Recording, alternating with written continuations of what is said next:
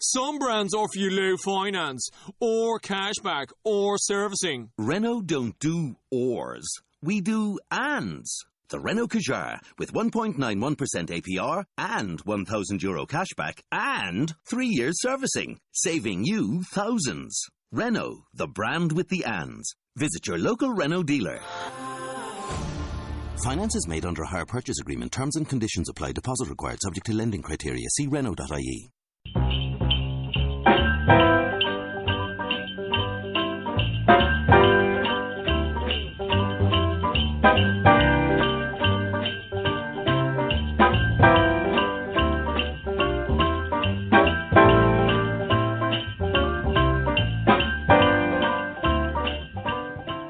Thank you so much for your time. Thank you for your willingness to be able to do this, and we were just happy that it was able to work out for all of us. Great. Let's go jump in, and I'll just answer as best as I can. All right. Okay. That sounds great. Okay, so I'm up first, and I'm going to say 45 years of being an actor is quite the achievement. I mean, kudos to you for lasting that long, because there's a lot of people that, don't want to live that life forever. But what or who inspired you to be an actor? I think I can measure it precisely from the day I walked into a play at the University of Illinois at Chicago, where I was a student, and it changed my life. It was a production of Shakespeare's A Midsummer Night's Dream. It had never Shakespeare had made some sense to me before, but I sort of looked at it as poetry, rather than something to be performed, and lots of pretty words for which I somehow needed a translation. But all I can say is this marvelous production of A Midsummer Night's Dream in about 1966 or 67, changed my life. I thought it was amazing. Shakespeare came to life for me. I thought the actors were brilliant. The production was wonderful. Long story short, the man who directed that production back in college became one of my very best friends in the world, my first acting teacher, 35 years ago, the best man at my wedding, and by golly, he's still running a theater at age 82. He's still doing it. He's in Chicagoland, too, by the way. I'm in Chicago. I know, that's right. Yeah. As you can tell, Dawn is not. Well, Pamela, he's a emeritus professor at the University of Illinois at Chicago, and but now runs a theater called the Old World Theater Company in Skokie, Illinois. So he is still very active at age 82. Directs, produces, acts.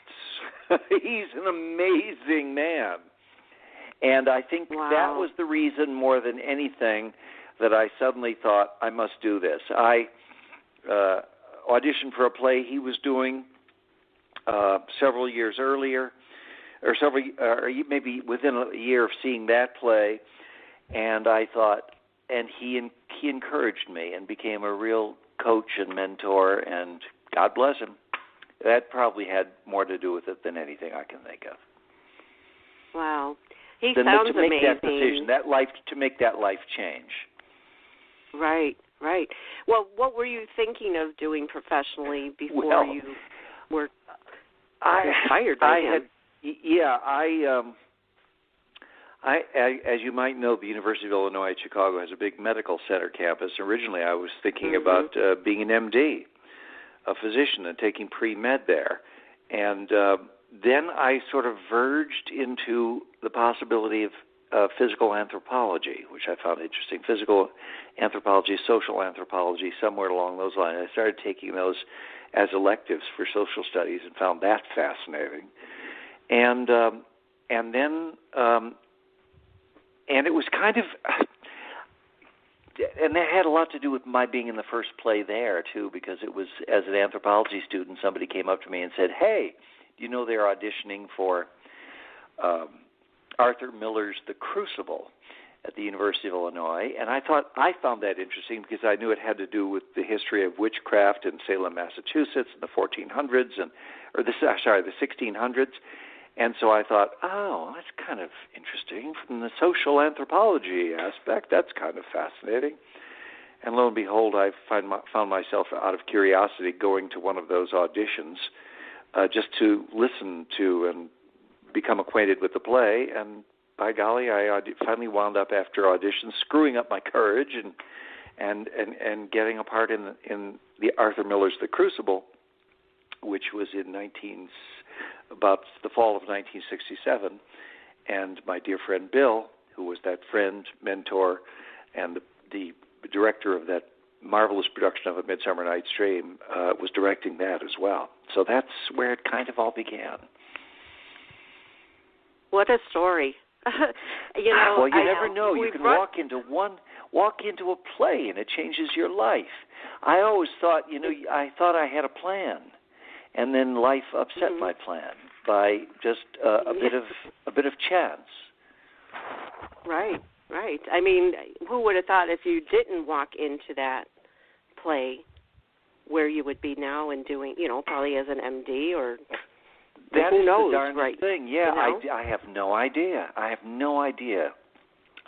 thought, I had no idea. Maybe, Big, in some dig in Israel or Iran or Iraq or something like that. Right. As an anthropologist, but who knows? Yes. Who knows?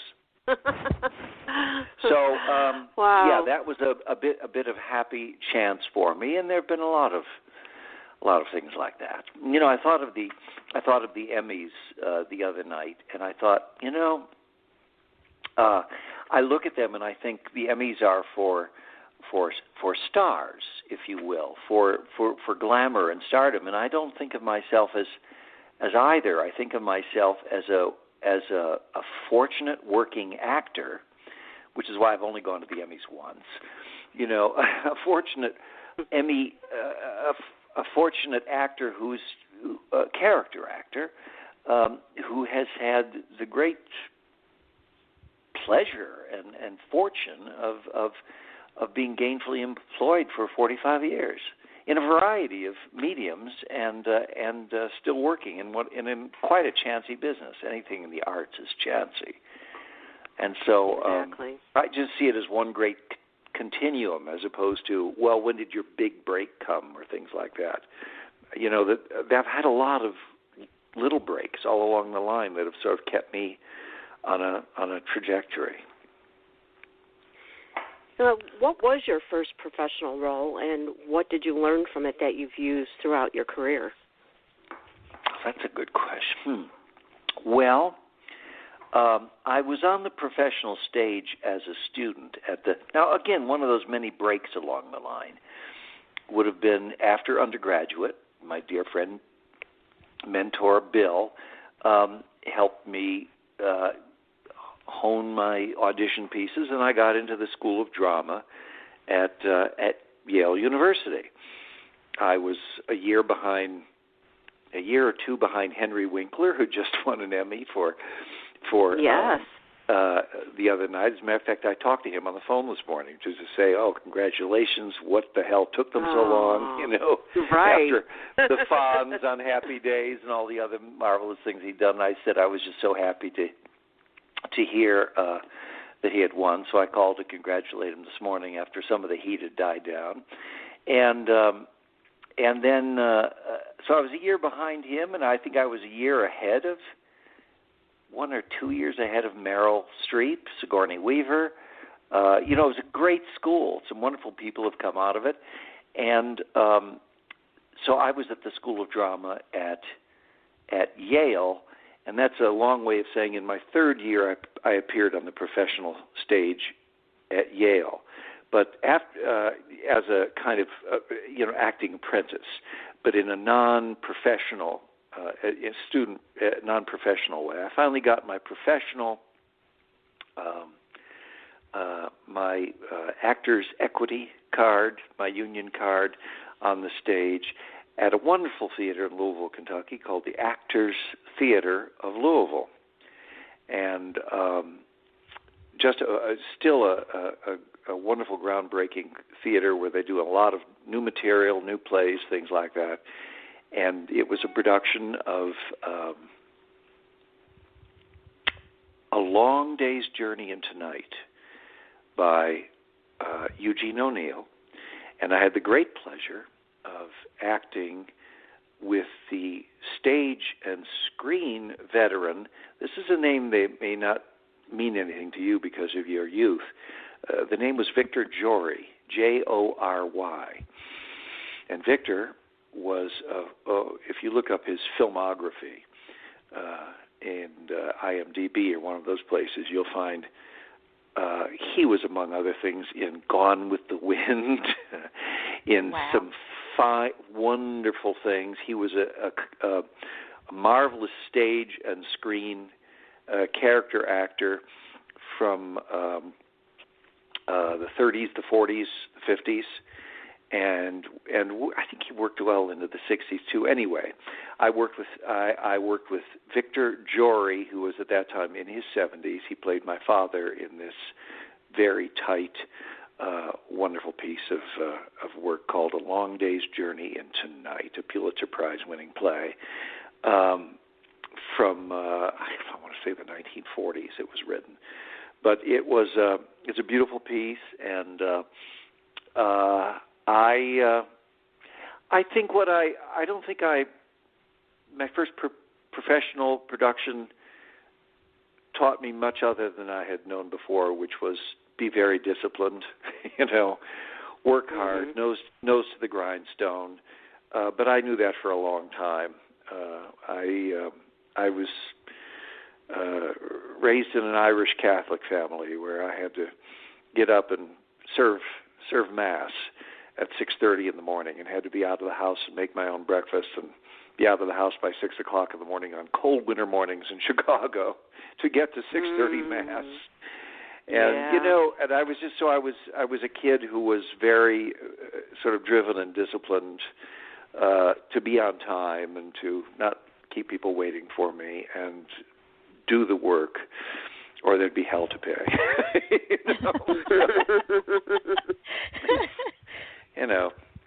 There'd be a swat from a nun, or a dressing down from a priest, or something like that. So, and by the way, I mean it's so sad. I just you'll find out. I'll talk about the damnedest things.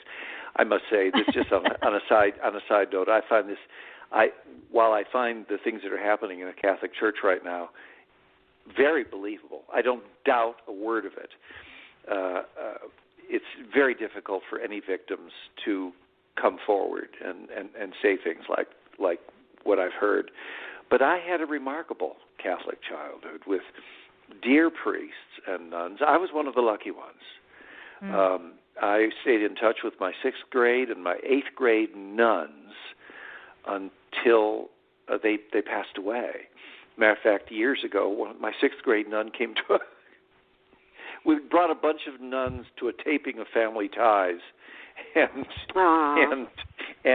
to the day he died, the producer of Family Ties said that was the worst studio audience we ever had. Couldn't you have gotten those nuns drunk beforehand? He says they're not very. He says they just weren't out as loud as we want a studio audience. He says, I want to thank you personally for that lousy audience, Mr. Gross, for bringing a bunch of nuns. So, he said they weren't as raucous as a bunch of Jews would have been. Well, on that note, your resume showcases a plethora of performances in television, films, and series on Broadway and in theater, and the list goes on. And what is your preferred or favorite medium to perform in? Well, I don't have one anymore. For years, I was a theater snob. I was at the Yale School of Drama. We had it beaten into our heads that we were there to serve the American theater, and that the greatest thing we could be would be repertory theater actors, following in the footsteps of, the Oliviers and the great English actors and the stage. And I did that for many, many years, almost exclusively, moving from theater to wonderful American theaters. I was 3 years at this Actors Theater of Louisville as part of their company, which meant I would do 5 or 6 plays a year, and I was useful in that I was a young character actor. I could play kind of the leading man, obviously not the classic handsome leading man, but I was useful in a variety of ways in a company. And I went from that company to a company in a wonderful theater called the Guthrie Theater in Minneapolis, Minnesota, and I was there for a year and a half. And then I went back to the Yale Repertory Theater, this time as a professional, not a student, and was a year or so there. A wonderful theater in Baltimore called Baltimore Center Stage. Finally, it was a show in New Haven at the Yale Repertory Theater that got me the attention of New York. It moved to New York. It moved to off-Broadway, and that's where the transition began for me to be on the New York stage. And the New York stage was a little bit like doing repertory theater as well. It's like a big company. That is to say, there were a pool of actors who worked all the time in New York. I did Broadway, I did off-Broadway, I did some beginnings of film work and things like that in New York, and it was out of there that I was hired to do Family Ties. I did the audition for Family Ties in New York. Now, that was a theater snob. I wasn't interested in television in particular. I thought, no, the highest form is the theater, and to be honest with you, that's changed. While theater is,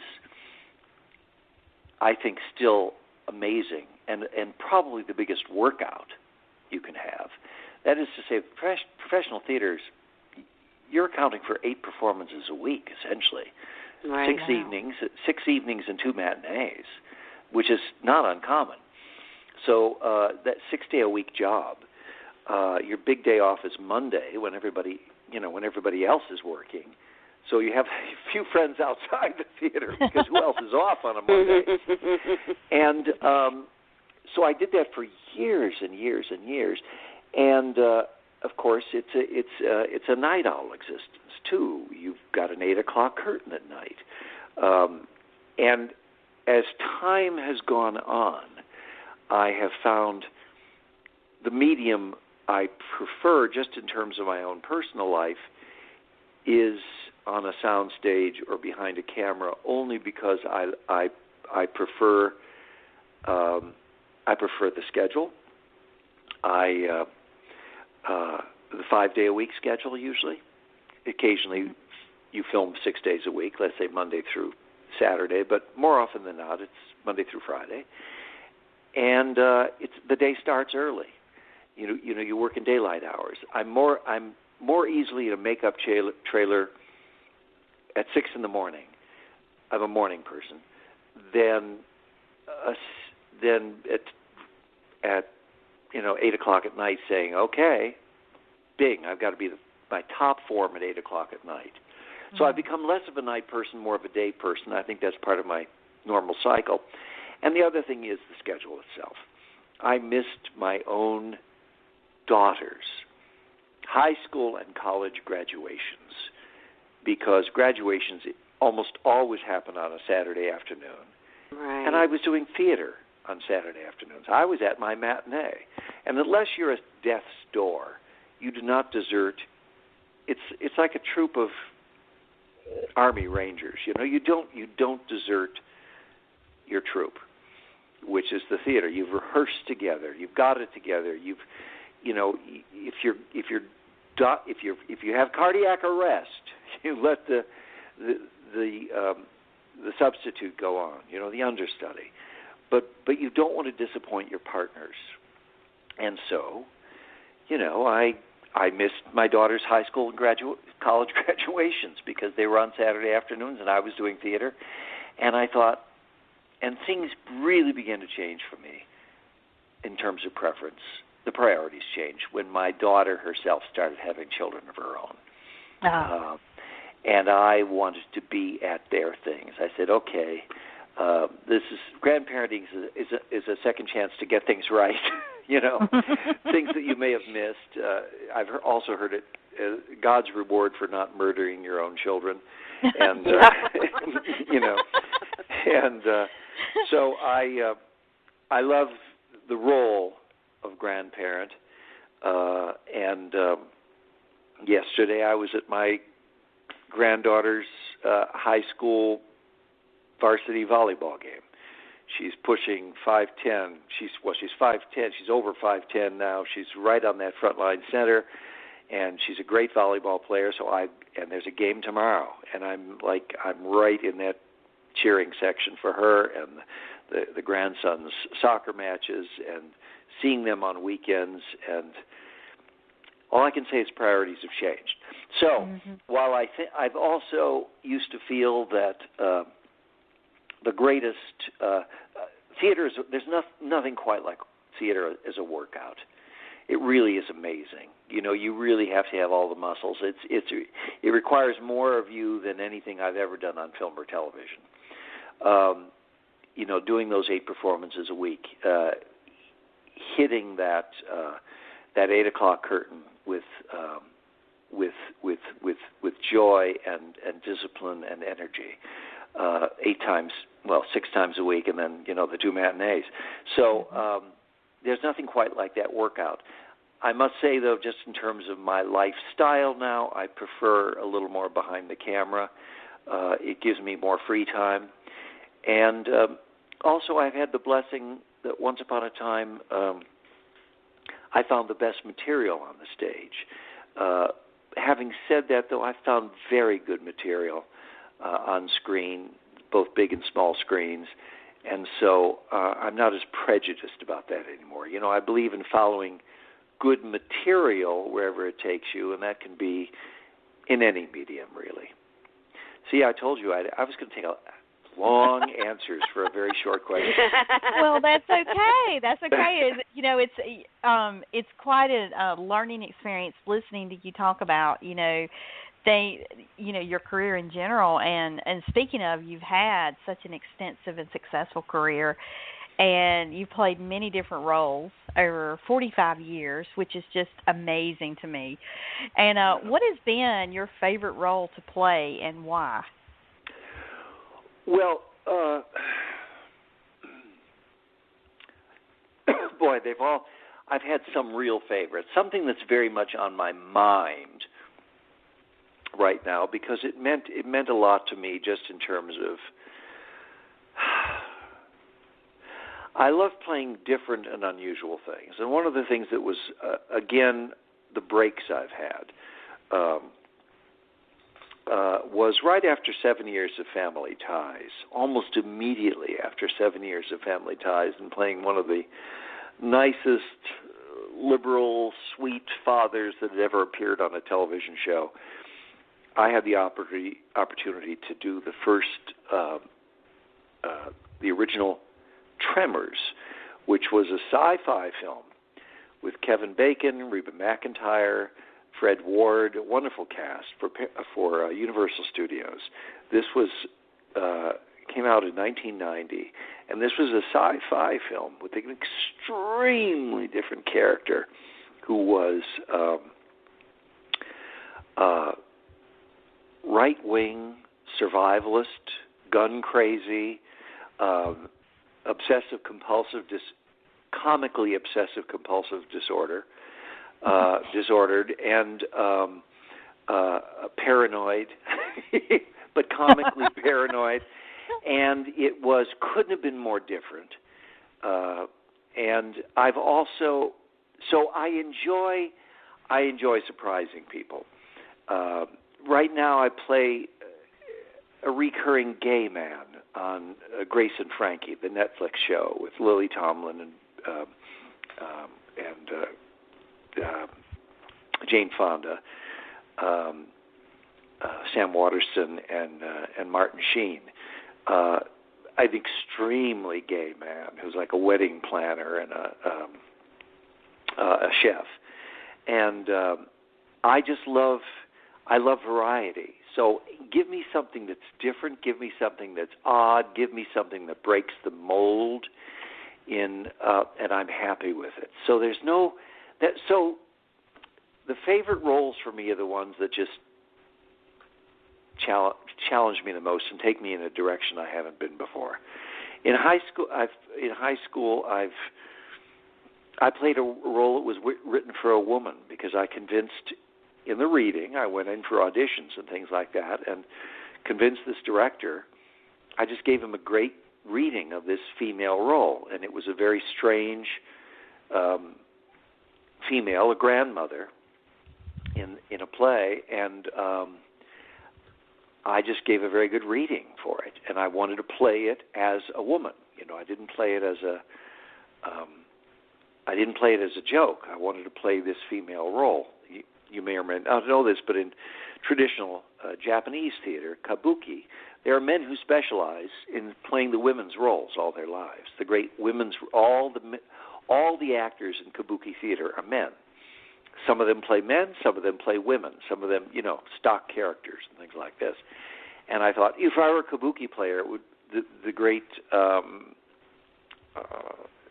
challenge for me would be playing one of the. What's it like for a man to play a woman? What's it like for a woman to play a man? What's it, the idea. I mean, it was ironic for me that I should be playing something as ordinary as the very nice Steven Keaton on Family Ties for 7 years, because I was more accustomed and I had a thirst for things that were very distant from me. My Broadway debut was as a female impersonator. Wow. Believe it or not. And I received a Drama Desk Award nomination for my first Broadway show because it was such a striking character. He was not a homosexual. He was a man who, but he was a strange sort of evil man who was anyway. For a long story short, was a Nazi informant in the 1930s, and this was a very interesting Broadway play. And but my opening scene was in a garter belt and a bra and a red wig on a trapeze, as a female impersonator. So I mean, I've always loved the wild and unusual, and if I have a problem with my career as it is now, it's that I don't play those outrageous characters I used to.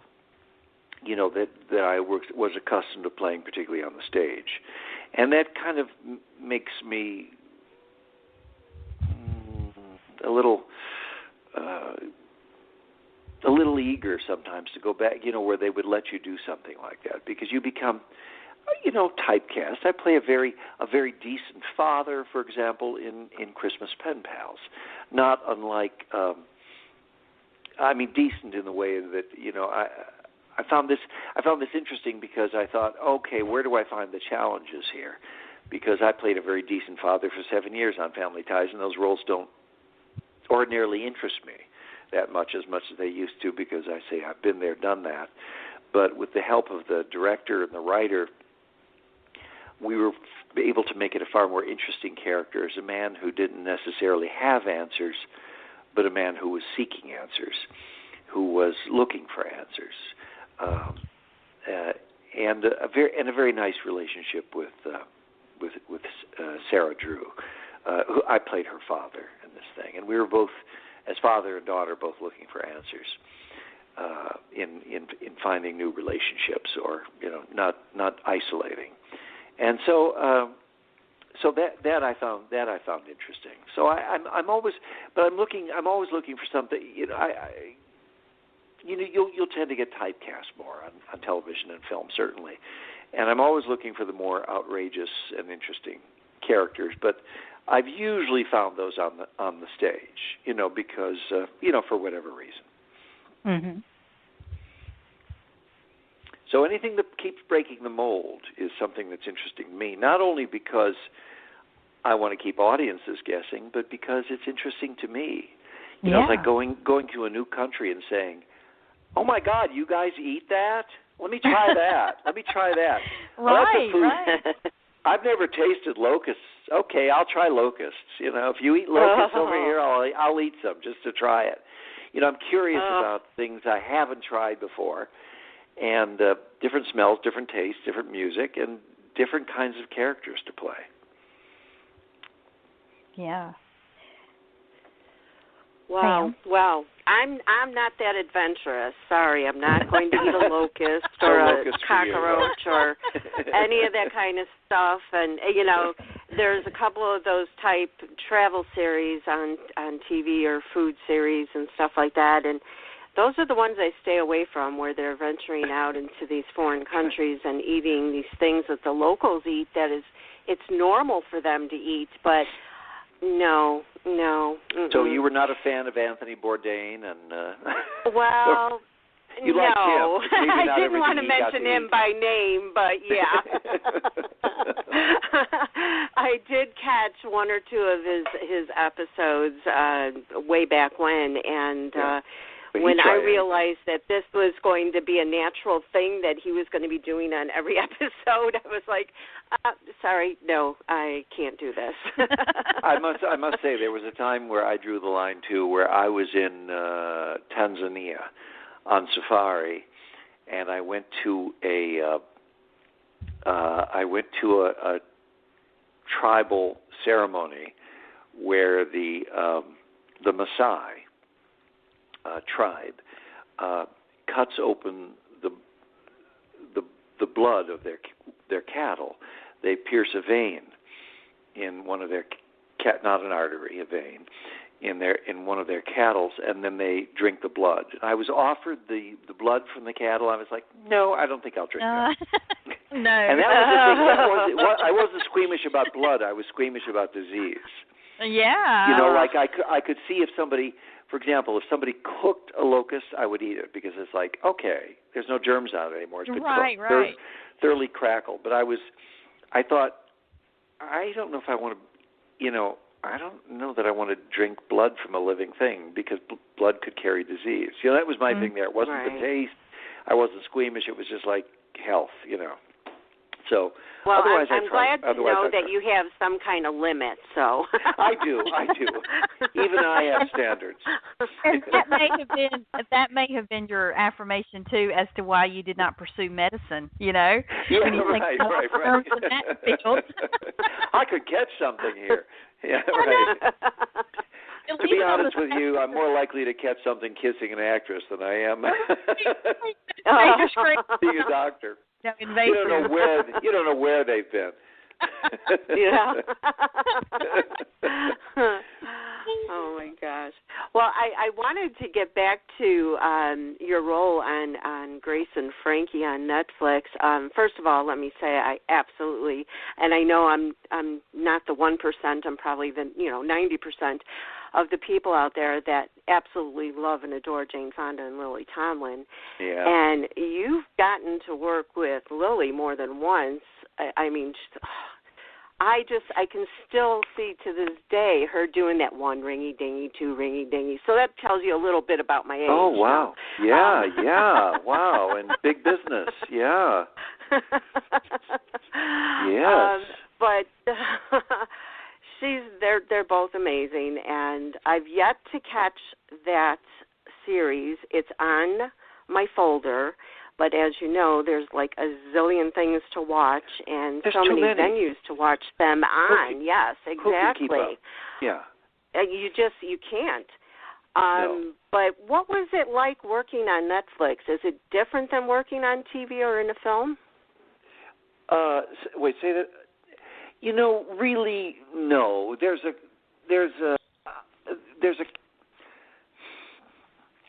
camera. There's a crew. There's a boom over your head. It's pretty much. It feels very much the same. I mean,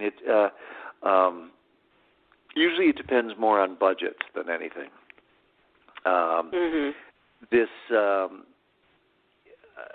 big budget film, you'll have more time usually to work on something. You'll have more opportunities. On a smaller budget film or television, they say, we got to keep moving here. We got to keep moving. We have a certain number of pages we have to cover every day.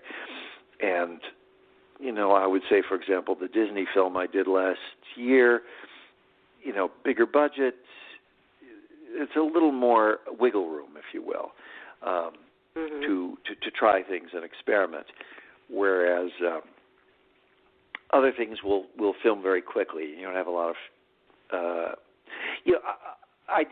for example, I did a film in, perfect example, Christmas Pen Pals, the Lifetime movie. I did a film with Sarah that was, or a scene with Sarah, which was a wonderful, quiet father-daughter moment. It was like 3.5, 4 pages long. It was a lot of dialogue. But just these two of them. It was one of those lovely things where there were no explosions, there were no special effects, just two people who cared about each other, talking to each other about problem solving, how they were approaching life and how they were trying, and the struggles they had with it. And trying to make sense of things. And we did it a number of times. We did a two-shot. We did a sort of wide master shot, and then we came in closer and did a two-shot side by side, and then they did a shot over me to her, and then a shot across her to me, and a closer shot of her, and a closer shot of me, and all these sorts of things. We did it a number of times. And I forget how many hours we spent on it, but I said, I loved the scene so much, and they seemed happy with it, and they said, great, we have everything I need. And I said, my greatest regret with this scene today is that it's not, I enjoyed it, had a good time, and I think we did some good work, but were we in a big budget, let's say motion picture film, we might have spent half a day on that, and we might have kept discovering more and more. Now, sometimes there's a point where you say, okay, it's not getting any better, just stop. But sometimes you get, just by doing things over and over again, I happen to like sometimes multiple takes and just exploration. It's the way you used to, rehearse in some ways in the theater, before you actually put on the show. And in some ways, I just love the exploration of doing multiple takes. And I said, my greatest regret with this scene is that this was a movie for television as opposed to a large budget feature where we could have spent a half a day or even a day on 5 pages. And we could have explored it to the point of almost exhaustion, where your defenses are down and your emotions become raw just because you're so damn tired. You're almost sick of the scene, but things pop up. Things start to happen when your defenses are down and you're exhausted.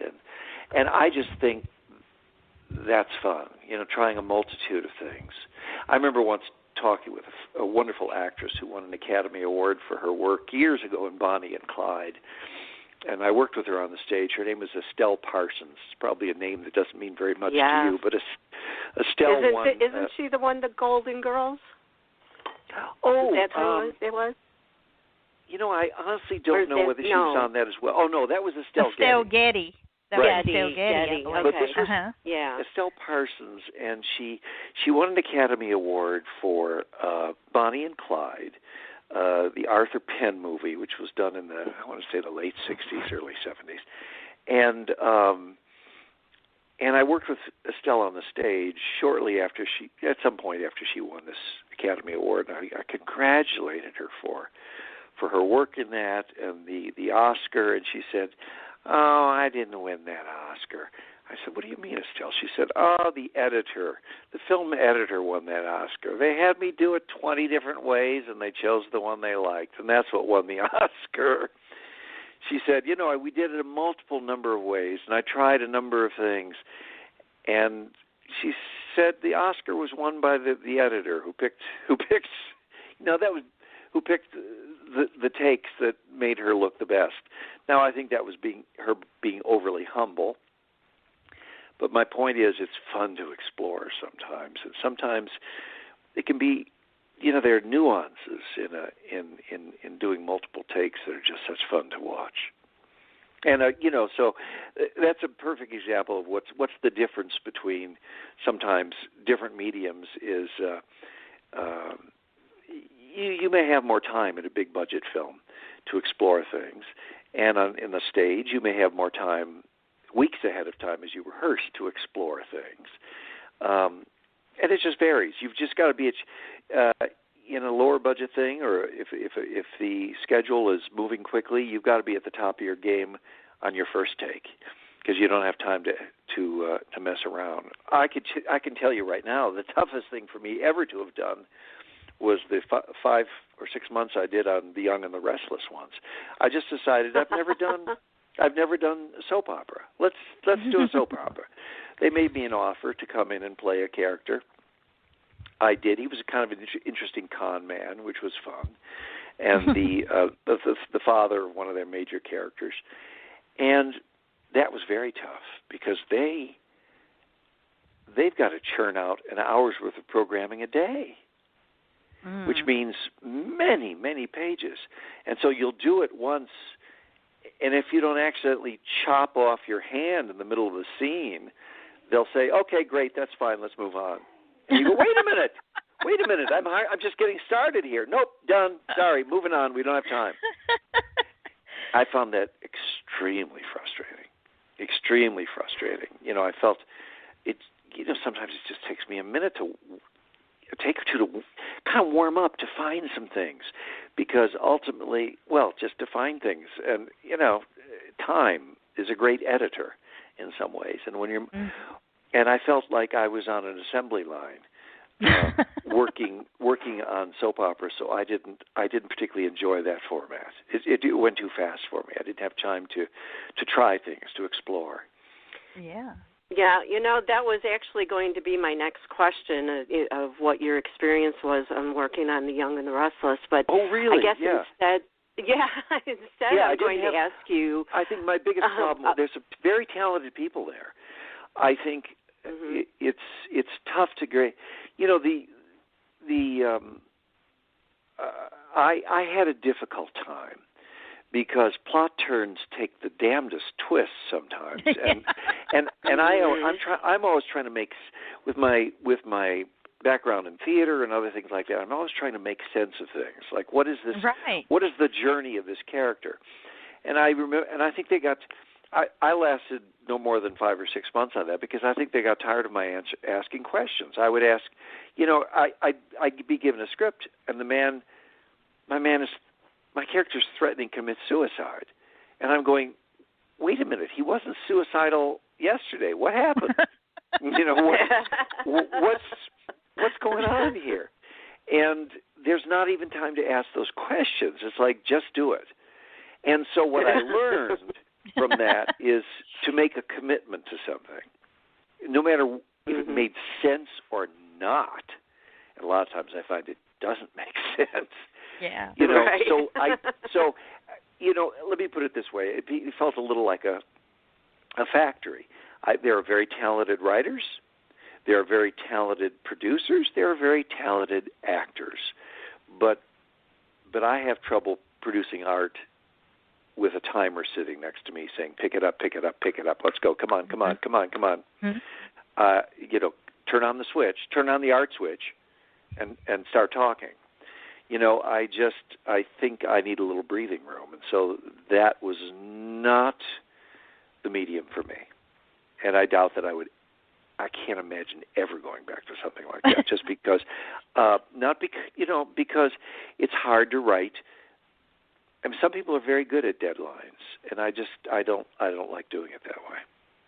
Well, on that note, you were phenomenal as your character on The Young and the Restless. I remember you being on there. I've been I've watched Young and the Restless for as long as I can remember. But when you were talking about how the plot lines don't make sense. Well, they don't call it daytime drama for nothing. You know, it's right. There would be no drama if it made sense. It would be like, you know, it's frustration for the viewers to watch these things play out. Yeah. You know, and, Right, oh my gosh!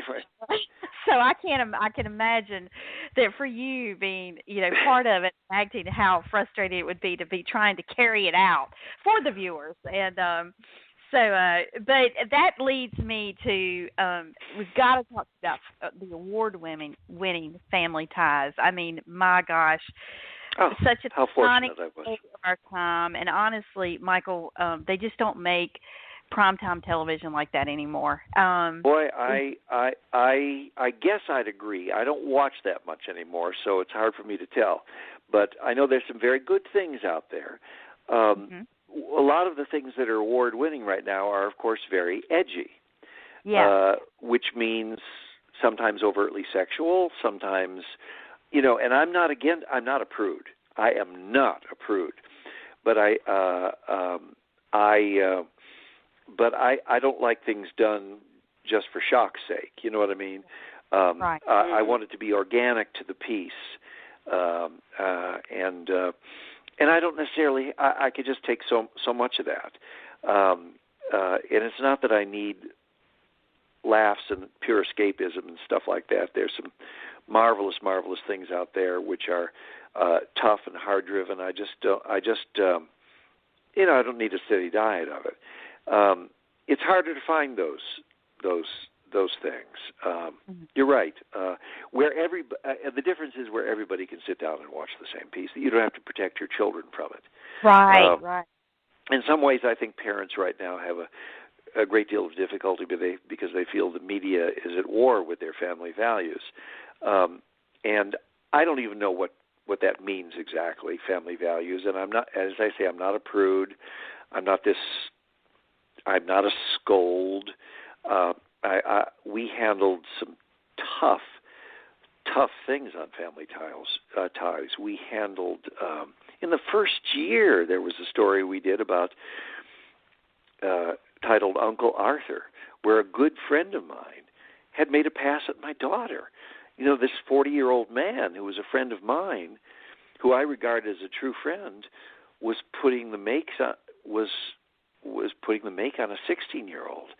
You know, so we handled some tough things, but we handled it sensitively without being overt, without it being overtly sexual or anything like that. But we handled tough situations and moral decisions and things like that. We handled teenage pregnancy and a lot of other things in Family Ties, and did it, I think, sensitively and comically as well as really tackling some difficult issues, trying to make sense of them. Well, do you think that is a big reason why the show was so successful and so wildly popular? Because you know, as a cast and crew and writers and everyone involved with that show, as you just mentioned, you know, you touched on some very sensitive topics, which in this day and time would just be talked about freely and readily. And back then, you know, would not have been so open or easy to discuss. Right. To be honest with you, I have my take on why it was so popular is that we were a very popular American family because American families as a whole were not doing that well. Yeah. I have had so many people come up to me, men who say, "You raised me. My dad wasn't there. Wow. I am the child of a divorce. I had an absentee father or a father who was too busy, or I come from a broken home." And I would look at Family Ties, and to this day I think to myself, what would Steven Keaton do? I said, holy Moses, I had no idea there was so much pressure. You know, I had no idea. But I think it was because of the fact that there's still a tough divorce rate. There's not a lot of commitment in the world in general. Multiple marriages and people cheating on spouses. And I'm not just talking about the President of the United States. I'm talking about the average citizen. just and I think people took pleasure and comfort in an intact America family where you could have disagreements with the family and still have love. Mm-hmm. See, I think there's a lesson for that in today's world too, between warring politicians, to say, look, we disagree, but we're all Americans. Right, we're all in the same family of America.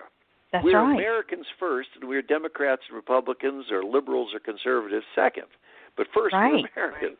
That's true. And how did we lose that? And I think Family Ties has lessons for that today.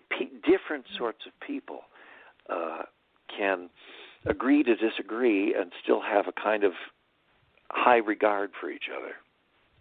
You know, and it's not that far back that was happening politically in our country too. Really, when Dawn and I have discussed that at length, and we don't always agree, so we agree to disagree, and we move on. And we've had the greatest friendship for 7 years now. Yeah. And that's how we've gotten to be friends for so long, because we know that we're not going to get anywhere if we keep going back and forth arguing our point. It's not going to. And you're not going to get anywhere if you don't. You have, first of all, have people. I just know this from 35 years of marriage.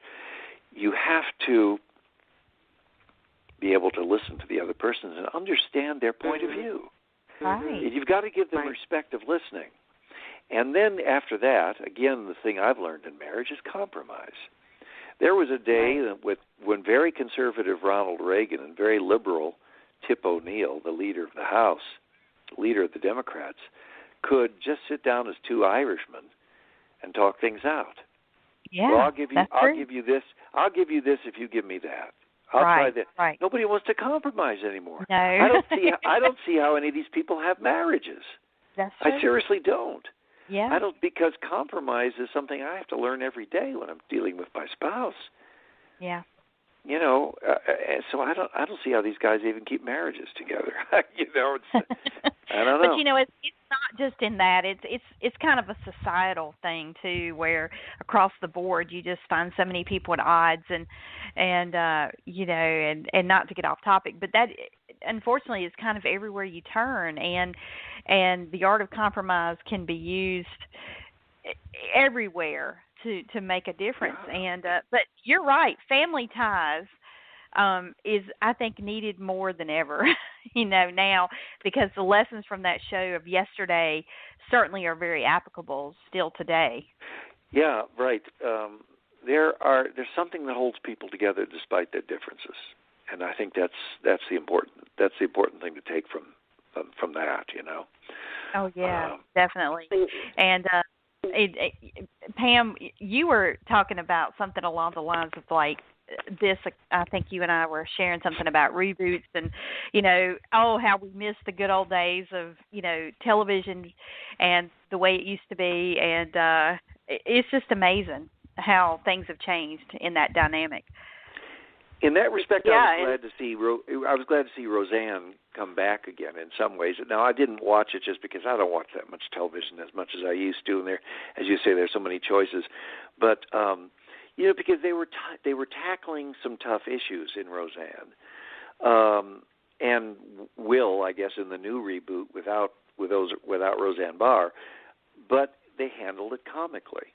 You know, but I don't the same way Archie Bunker, you know, All in the Family handled things comically. They handled some very tough things, and I enjoy that. And I think sometimes you've got to see the humor in these extreme positions too. You know. Yeah. And if you can effectively do that, I think that helps diffuse the anger. You know, we're all a little bit silly sometimes when we take a position that is unbending. You know. Exactly. We all strike comic poses at times, particularly when we're trying to be serious. Well, you know, speaking of the reboots, if they did do one for Family Ties, would you consider going back to that?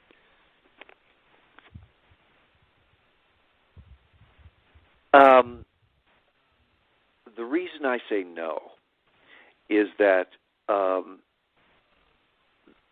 there was such magic in what they did. It would be very difficult for me to imagine that world again.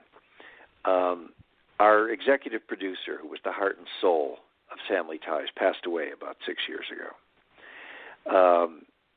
He was wonderful, and he was the beating heart of that piece. The other writers, who were wonderful writers, have gone on to do other things. The Disney film I just worked on this last year was directed by one of our former writers from Family Ties. Who's gone on to do other things. His name is Mark Lawrence. He did, among other things, Miss Congeniality with Sandra Bullock. He was the writer-director of that film, and he's gone on to do some other fun things, and he's a great guy, and nobody wants to, I don't think people want to come back. Michael Fox's health is, while he's in great shape, it's somewhat compromised. I don't think Michael wants to do full-time work anymore like that. And to be quite honest with you, I have nightmares occasionally that we're starting Family Ties, and it's never as good as it was. I do have I've had that reoccurring nightmare several times where they say, okay, we're all going to do this again, and I'm happy because they say, it's a steady paycheck and it's going to be a lot of money, and then we start filming and I go, oh God, this isn't very good. This isn't as good as I remembered it being. Seriously, I've had that nightmare several times that they've reinitiated it, and it's just not as good. So my tendency is to say, first of all, it's never going to happen because we don't have the great production staff that we had in terms of the writers, and time has taken us to different places, and I think we just want to remember it as it was, and reviving it just might be in some ways morbid and strange. I don't know. Yeah. Well, we would be remiss if we did not talk to you about your brand new Christmas movie on Lifetime, Christmas Pen Pals, and you've touched on a little bit throughout our time here. And what can you tell us about this movie that will be, I think, that viewers may or may not expect? The fact that the title has Christmas in it, we already know it's going to be a great movie. You're in it. We know it's going to be an awesome movie. So what can you tell us about this movie without giving too much away?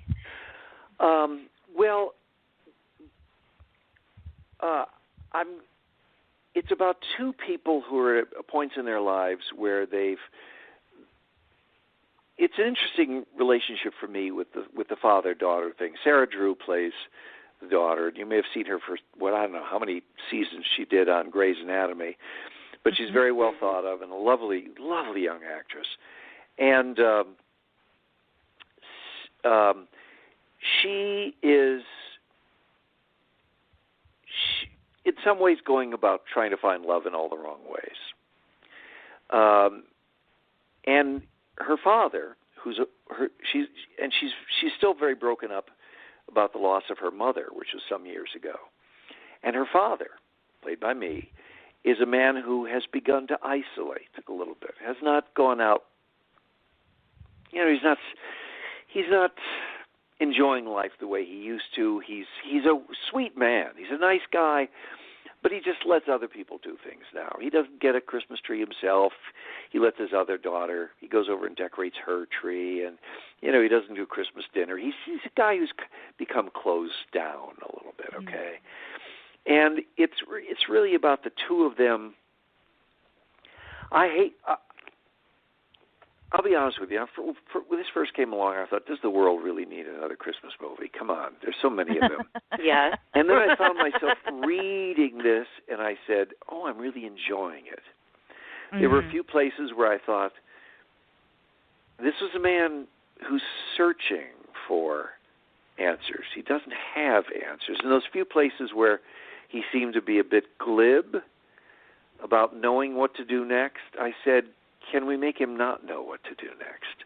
Because what's always exciting is to watch somebody's journey, how to finding their way as opposed to knowing the way. Nobody will. Right. If you know your way, that's no fun. Finding the way is always interesting.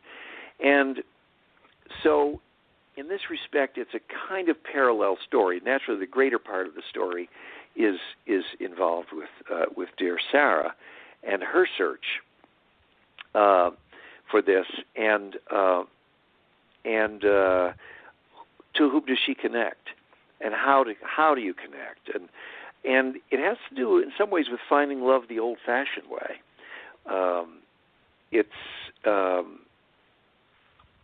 It's a very old-fashioned movie in that way, which I think has a great deal of charm to it. And as Christmas pen pals might imply, it has a lot to do with letter writing and people getting to know each other a little bit apart from in person, from the spoken word, from thoughts on paper. And that I found was very different and sort of old-fashioned and fun. And very a different way of going about love and connection, finding connection in ways you didn't think possible. So that's sort of fun, and that attracted me to it. It was I loved the director. I very much enjoyed Sarah, and ultimately I came to really like this script. There were funny moments, there were very touching moments, joyous moments, and without being, I think we avoided being sappy. That was very important to me. That you don't get saccharine and sappy in these, TV movies. That you fight for a happy conclusion. It just doesn't turn out happy. You fight. Right. You fight to make things right. Right. Happiness is usually the best sort of happiness is usually a result of finding your way to goodness. And you're not just, a lot of people say, what do you want your kids to be? Oh, I want them to be happy. Well, I said, well, maybe if your children are good, they will be happy. Teach them to be good, not just happy. Right. Happy can be shallow. So what we tried to find in this film, I think, is a way of finding a happy ending through a real battle, through jumping over hurdles, as opposed to happiness comes easy. I don't think it always does. And happiness can be very elusive, frankly. Mm-hmm. So I think we fought for our happiness in this, and we earned it in the course of the film. And I was delighted by that. And a director and a writer and producers who were very open to that sort of thing. So that made me very pleased with it. I love doing these things, among other things. As fans of movies, I'm sorry, I was going to say, as fans of movies like your type that you're explaining right now for Christmas Pen Pals, I think that as a viewer, that's what we want to see too. We don't want to see just, oh, hi, how you doing? Haven't seen you in 40 years. Okay, let's kiss, let's get married. Right. That's okay when you're sitting there in La La Land and you just need something to watch to get your mind off of something. I enjoy the more complex storyline. Well, I think they help us too, because life is complex. Life is tricky business. Mm-hmm. And you can have a happy ending, but it's more satisfying if you fight for it first. Oh, yeah. My definition of sentimentality is unearned emotion. Emotion that you haven't fought for. That's sentimental. And so the fight for this, and Sarah and the director were very much on the same page, is we don't want this to be sappy. We don't want it to be sentimental. We want every bit of emotion to be fought for. We're going to get there, but it's not going to be easy getting there. We're going to fight for a happy ending, and part of the fun is watching the battle. Oh yeah, well, we'll definitely be watching. Go ahead, Dawn. Sorry. Definitely. Oh, I was just going to say, and another nuance to this movie that you're describing is the fact that you've got the nostalgic elements and that are kind of weaved into fighting for the happiness, which, I think can resonate with so many viewers who, yearn for nostalgia and yearn for the good old days, but they know that, in life, it's challenging, it's tough, it's hard, and it's not going to be easy.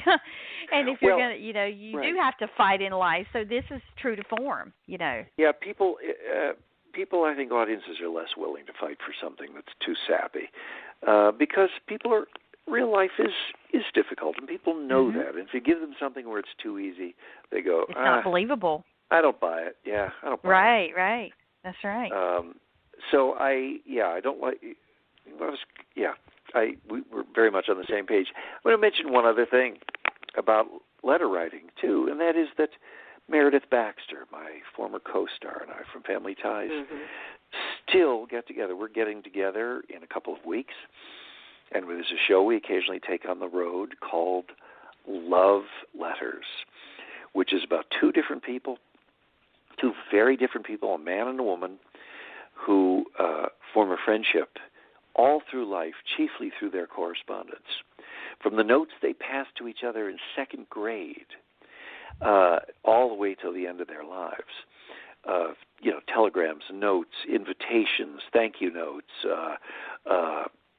all these sorts of things. And we're taking that on a few places in the United States this year and next year on tour. And so Meredith and I still keep that chemistry alive, doing that play, and we will be continuing to do this, this play all through this part of this year and into early 2019, and we're just to see how far we can take it, because we love doing it. We're taking it to sometimes out of the way places, real heartland sorts of things. We're going to Montana at the end of September, beginning of October. We're going to New Hampshire. We're going to the Carolinas in 2019, and we're just taking this to out-of-the-way places that not necessarily huge metropolitan areas, and we think this is something that, first of all, they enjoy seeing us together after so many years, but it's a wonderful, very dear piece that is funny and tough and loving, and it's a great journey. So we're keeping those family ties alive. Yeah, absolutely. Definitely, And you mentioned you were coming to the Carolinas in 2019, so I'm in North Carolina, so I definitely will look forward to that, and and hope to get to see you guys. We had two. I forget the names of the town. We were talking. I forget, was it February and March of 2019? We had a couple of towns lined up in North Carolina, and if you. On my Facebook page is where I list all these things. Okay. And the Facebook page, I think I sent that to you in the biography today, Pam. Yes, you did. Yes. Facebook is Actor Michael Gross. Actor Michael Gross. Facebook.com/Actor Michael Gross. Yes. So, but I announce those sorts of things all the time there. So that's where that would be listed, because it's not something. It's not something that rolls off the tongue like Raleigh-Durham or something like that. It's another town, a couple other towns, So, and it wasn't Charlotte, or it's just, I guess I say, out of the way places, interesting, sort of off the grid places, real, not just the major metropolitan areas. We thought it would be interesting to do real heartland sorts of things. So. Yeah. Well, we certainly look forward to that, and before we wrap up our interview with you, we like to do a little 5-question lightning round where I ask you. Oh boy, okay. And you just and it's all Christmas related, because this is a Christmas show, so it won't be anything that will be too hardball or anything. It's just the first thing that comes to mind, and it's kind of a fun way to see what your Christmas favorite things are. But I'll start with your favorite Christmas tradition. One of our traditions in our family is watching an old Jack Benny Christmas show from the late 50s, early 60s. It was a Jack Benny Christmas special. We have it on DVD. We watch it as a family. We can almost recite every line. And Jack Benny was a comedian from the 40s, 50s, 60s, and this was a Christmas special. And like everybody else watches It's a Wonderful Life, we watch the Jack Benny Christmas special every holiday time. And that's an awesome special, too, by the way. What is your favorite Christmas song? I don't know. Silent Night comes to mind immediately. There's something so peaceful about it. And I sang in choirs for many years, and I always loved singing that. Yeah. Your favorite Christmas movie? Well, I'm going to tell you something that I really love. I love Angels, but I'm going to tell you. I don't know if this is the favorite, but it's one of the favorite. It's called The Bishop's Wife, and if you haven't heard of that, you should see it. The Bishop's Wife has Cary Grant, Loretta Young, and David Niven. Love that Grant, movie. Cary Grant plays an angel in this, an angel who falls in love with the mortal, Loretta Young by name.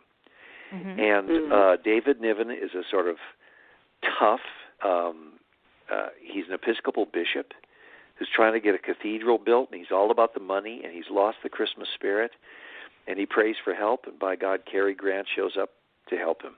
And it is one of my favorite films, The Bishop's Wife. See it. Well, see it. It is magnificent. Don, before you go any further, I just have to cut in really quick. That's okay. I have watched every single Cary Grant movie there is. I absolutely love everything he does, and I have seen The Bishop's Wife and love that movie as well.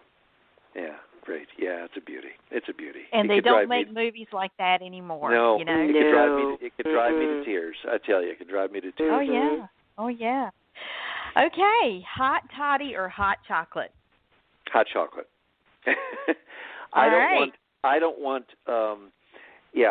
First of all, I'm a huge chocolate lover, and and I wouldn't put anything in my chocolate, by the way, and so it's definitely hot chocolate. Definitely hot chocolate. Would ruin it if you put anything in the chocolate. Chocolate needs nothing. It's dark chocolate. Dark chocolate. Almost bitter a trace of bitterness. Not too much sugar. Yeah. I don't like sweet chocolate, so myself included. And lastly, white lights or colored lights? Oh, that's a good one. We always do white lights. I prefer colored lights. That's my preference. But the family tradition has become the white lights. My parents did white lights. My wife's family, and we've done white lights all our lives. My own personal preference is colored, but hey, I've been outvoted with Mom and Dad and with my wife and kids, so I go with the white lights. Oh, well, I can certainly appreciate that. You know, having children growing up, it was always colored lights, and I always loved white lights, and it was like, you know, so it was opposite of you, and then they grew up and moved away from home, and it's like, oh, I can have my white lights now. This is awesome, you know. So, but yeah, so I appreciate that. Well, thank you so much for playing the lightning round with us. Well, and, that was very easy. Thank you. I told you it would be. It's not going to be anything out of the weird ordinary. And again, thank you so much for spending your time with us this evening and chatting about your career, which has been phenomenal. And it's just been such an honor for Pam and I to have this time with you. It's been a real pleasure. And do me one favor, just let me know when this is going to be on so I can put it on social media. Yeah, we will. Yeah, definitely. Yeah. Most Please definitely. do. And you guys must. Do you have a Facebook page too? Is it Take Two or what is it? I mean, you should. Yeah, I should just know it. That's probably on your. I'll email that stuff to you too. I think that's probably at the end of your emails anyway, Pam. I should just start looking at them, liking your page and following it a little bit, and then we can sort of keep in touch a little better that way. Okay. Definitely, so and we would love to have you back again someday too. Well, I tell you, if we do that Christmas, 2019, that Disney movie is coming along, and I play an elder elf, and Shirley MacLaine, the wonderful Shirley MacLaine, plays another elder elf, and this is with Bill Hader and Anna Kendrick, and I think it'll be a great great Christmas hit for Disney in 2019. So I'd be happy to come back. Absolutely. We'd Please love to have do. you back. Well, thank All you right, so much, and appreciate absolute everything. pleasure. Thank you. Yeah, and Merry Christmas to both of you. Merry Christmas to you. Thank you. All Take right. care. If you have any follow-up questions, you just get in touch with me, okay? All right, we'll do. Will All right. do. Thank you. Enjoy it. Thank you. Thank you. All right. Bye-bye. Bye-bye. Bye. Hey, guys, don't leave us yet. Be sure to follow us on Twitter at Christmas Movies. That's XMASMUVIES. And also like our Facebook page at Christmas MuVies Spotlight. Don't forget, that's spelled MUVIES. And follow us on Instagram at Christmas MuVies Spotlight. And don't forget to check out our website, ChristmasMoviesSpotlight.com. That's movies with MUVIES. ChristmasMoviesSpotlight.com. Thanks for listening. See you next week.